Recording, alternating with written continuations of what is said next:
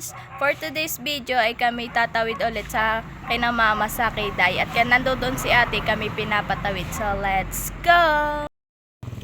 Buna po sila ate sa unahan, saka sila kuya Tilat.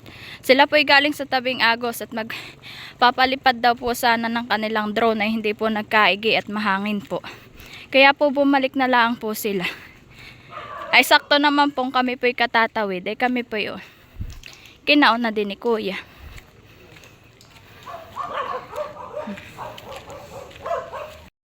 Si mama naman po ay nagluluto ng sinantol na dadalhin daw po nila ate sa Abyawin. Sila, ang lahok po ay hipon, napasayan.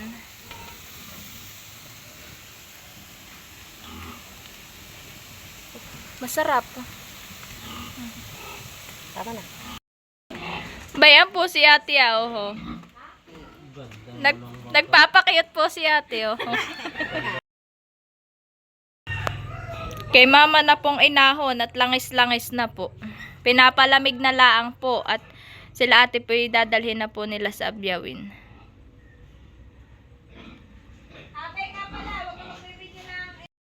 So ayan po at kami po pauwi na ulit sa Magsaysay. Ay kami po pinaggayak ni mama ng aming ulam mamaya. Ito po siya. Ganito po siya kadami.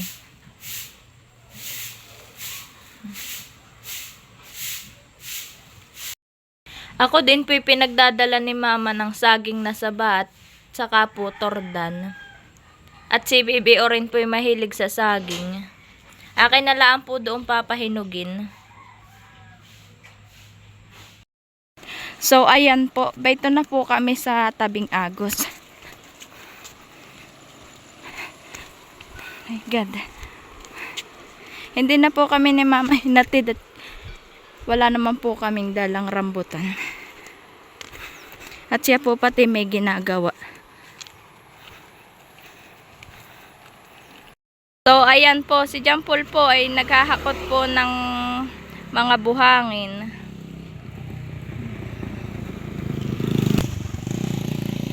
Dadalhin po doon sa kanilang ginagawang tulay. Ayan po sila ni King. Ayan po yung ginagawa nila. Natulay daw po.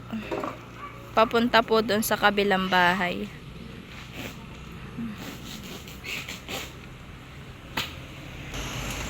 Si Jampol naman po ay maghahalo na po ng semento.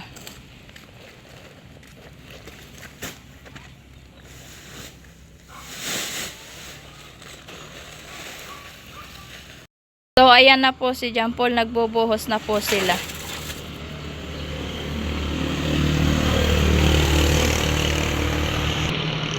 Gayon naman po yung aming munting bahay.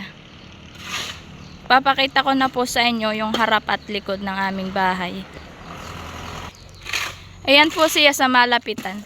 Ito po yung dating tindahan ng ang kapatid po ni Jampol. Eh dito lang po kami pinatuloy. Pansamantala po.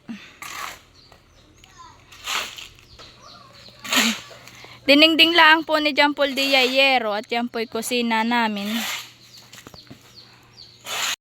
Ayan naman po yung likod po ng aming bahay. Yan po siya. Ang diningding po dito ni Jampol ay kawayan lang po.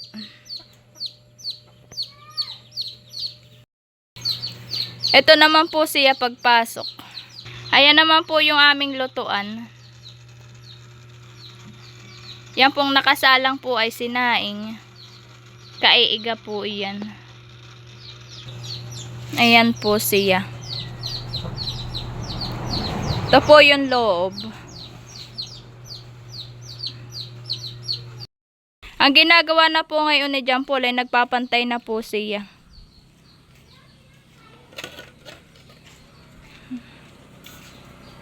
Hindi pa po tapos yung kanilang binubuhusan.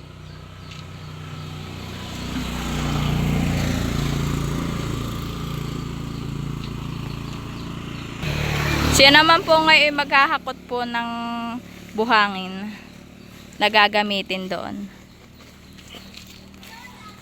Diyan po sila nakuha.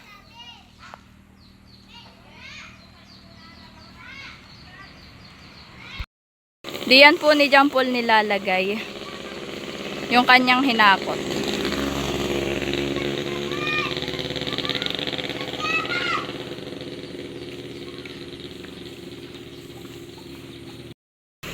Sila John Paul po ay nagsisilid ulit at kinulang po yung kanilang sinilid. Hapit si John Paul ah.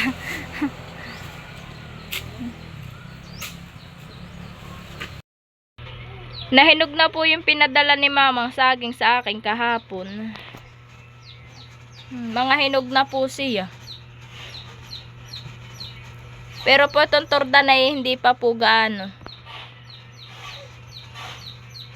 Oho po ah. Ito naman po sabang ito ay aking pong ang lalaga at hinog na po. Masarap din po ito sa pangkape. Katamtaman lang po yung hinog niya. Bayan po si John Paul at tinatakpan po yung kanilang ginawa at uulan po.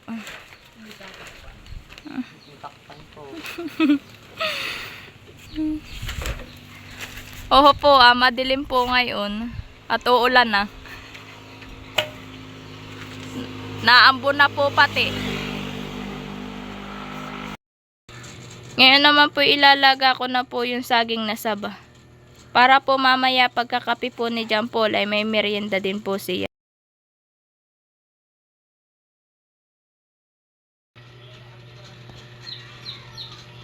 Hindi ko na po binaltan. Para po hindi malustak po pag nalaga na. Luto na po yung nilaga kong saging na saba. Ayan na po siya. Ako po'y nagtimpla din po ng aking kapit. Ako po'y magkakape. Masarap po'y kapares ay ito. Kaya po ako'y nagkape. Tas naglaga po ako. Si John Paul po'y nag-iigib. Nang pang buhos po ulit doon sa kanilang ginagawa. Bakit nabula? Ha? Si John Paul po yoho, basa na po at inabot po sila ng ulan. Nagsasapol na po ulit sila.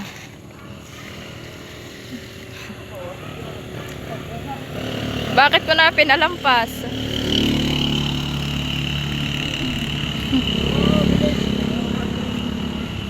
Katatapos lang po dito ng ulan ay, kaya po sila nagsapol na ulit. Ayan na lang po yung gagawin nila John Paul ngayon.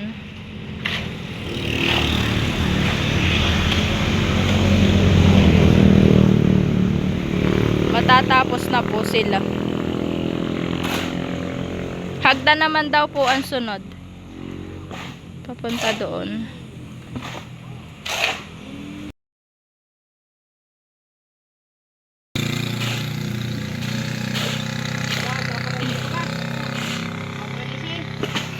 Ito po'y pinapagawa ng ate po ni John Paul. Sunod daw po yun po, hagdan doon daw po.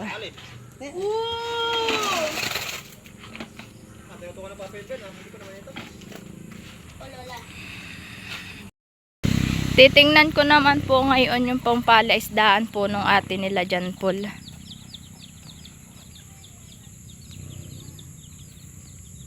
Wow.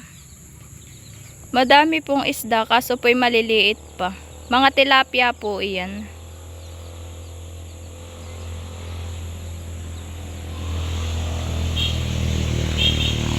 Pambayan po siya oh. May kulay orange din pong isda.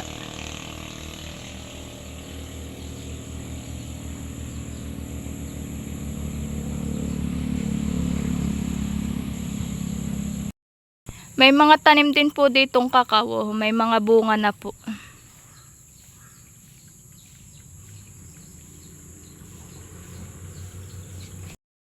May naligaw din po ditong kambing.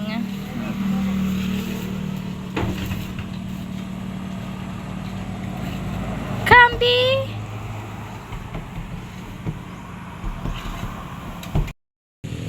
Kay John Paul na pong pinapakinis.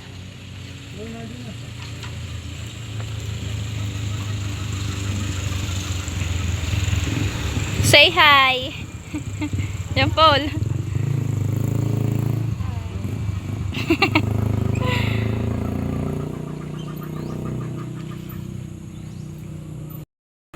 Nanginginain na po yung kambing.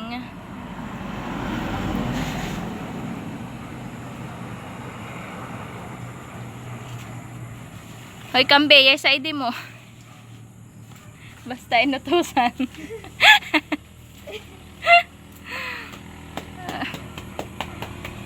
Hindi mo naabot iyan.